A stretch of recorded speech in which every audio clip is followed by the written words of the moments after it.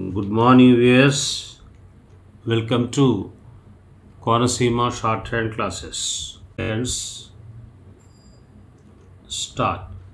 విదేశాలకు ఎగుమతి చేయటానికి వీలుగా అన్ని పంటలను, ముఖ్యంగా తోటల పంటలను ఆంధ్రప్రదేశ్ రాష్ట్రంలో వృద్ధి చేయాలని సంకల్పించడం జరిగింది. దీనికి తగిన వనరులు రాష్ట్రంలో ఉన్నాయి. మొట్టమొదటిగా ప్రజలందరి ఆహార అవసరాలు తీర్చాలి. ఎగుమతికి వీలుగా వ్యవసాయోత్పత్తులను పెంచి విదేశీ మారక ద్రవ్యాన్ని సంపాదించాలి. ప్రజల ఆదాయాల పెంపుదలకు తోడ్పడాలి. గ్రామీణ ప్రజల ఉపాధి అవకాశాలను మెరుగుపరచాలి. భూమి, జలాలు, అడవులు, మైదానాలు తదితర సహజ వనరులు క్షీణించకుండా చర్యలు తీసుకొని భవిష్యత్ అవసరాలు తీర్చాలి. పర్యావరణాన్ని రక్షించాలి. ఈ లక్ష్యాలను సాధించేందుకు రాష్ట్ర వ్యవసాయ విధానంలో మార్పులు తేవాలని ప్రభుత్వం ఒక సంఘాన్ని ఏర్పాటు చేసింది. ఈ సంఘం గ్రామీణ పరపతి విధానాన్ని సమీక్షించింది. రైతులకు సకాలంలో, సత్వరం, సులభంగా రుణాల లభించటంలో కొన్ని అడ్డంకులు ఏర్పడుతున్నాయి. గ్రామీణ ప్రాంతాలలో పరపతి సంస్థల సంఖ్య పెంచవలసిన అవసరం ఉంది. ఇప్పటికీ గ్రామీణ కుటుంబాలలో దాదాపు సగభాగం ఈ పరపతి సంస్థల పరిధిలోకి రాలేదు. వ్యవసాయ భూములలో సుమారు 30% భూములకే నీటిపారుదల సదుపాయం ఉంది. మిగిలిన భూమి పూర్తిగా స్థానిక వర్షాల మీద ఆధారపడుతున్నది.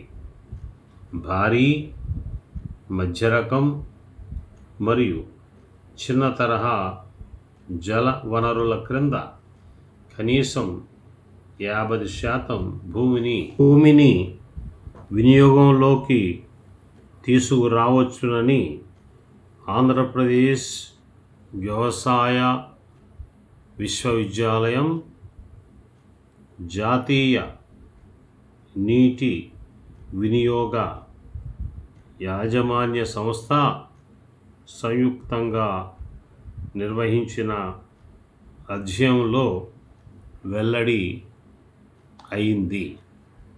అయితే నీటిపారుదలకు కల్పించిన నీటి వనరుల నిర్వహణ సంతృప్తికరంగా లేదని ఈ అధ్యయనంలో తేటతెల్లమైంది. వినియోగదారులు కూడా వీటి పట్ల శ్రద్ధ ప్రదర్శించటం లేదు. సేద్యం పనులలో జలాలను సామర్థ్యంతో సమర్థవంతంగా వినియోగించటం లేదు. అంతేకాక కరువు పీడిత ప్రాంతాలలో వరి పంటను నిషేధించి అక్కడ ఉన్న జలాలను తోటల అభివృద్ధికి మరియు వ్యవసాయ అడవుల పెంపకానికి పొదుపుగా వాడాలి. భూములలో వాణిజ్యపరమైన మామిడి తోటలను పెంచేందుకు ప్రోత్సహించి కావలసిన రుణ సహాయం అందించాలి. మామిడి పండ్లను ఎగుమతి చేయడానికి ఎన్నో అవకాశాలు ఉన్నాయి.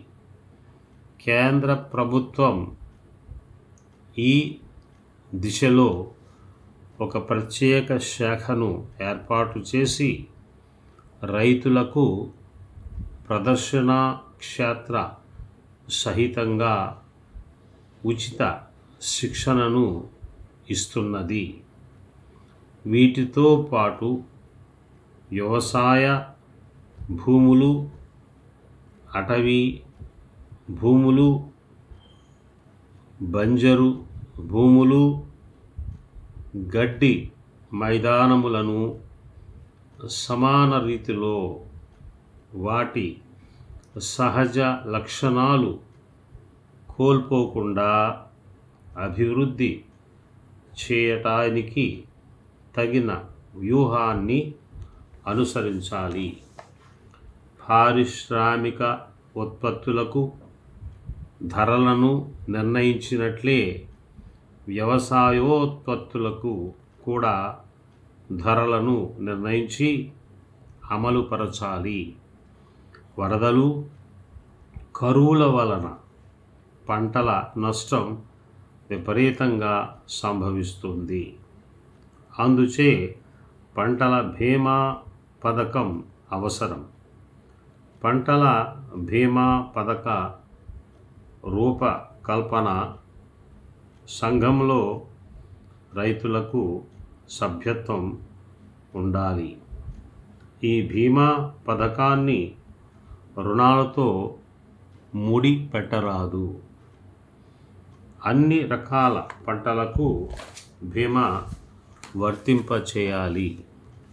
అయితే వ్యవసాయ భూములను వాణిజ్య సంస్థలు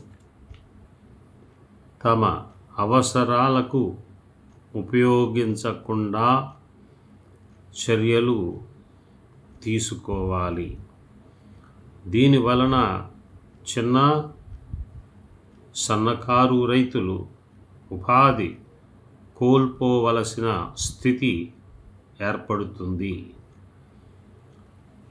వాణిజ్యపరంగా చేసే వ్యవసాయానికి కూలీల అవసరం ఉండదు.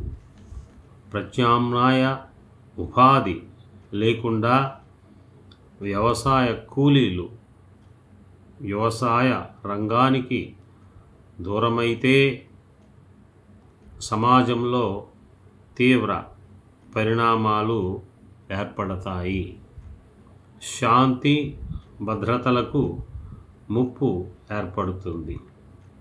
అంతేకాక వ్యవసాయ విశ్వవిద్యాలయం ఆధ్వర్యంలో పరిశోధనా కేంద్రాలను రాష్ట్రం అంతటా విరివిగా స్థాపించి వివిధ రకాల పంటలపై సమగ్ర పరిశోధనలు జరపాలి. పరిశోధనా ఫలితాలను రైతుల దృష్టికి తీసుకొని రావాలి. పంటల నాశనం చేసే పురుగులను రైతు సంఘాలు ఉమ్మడిగా ఎదుర్కొనే కార్యక్రమాలను చేపట్టాలి. విరివిగా ఎరువులు దొరికేటట్లు చర్యలు తీసుకోవాలి. That's all.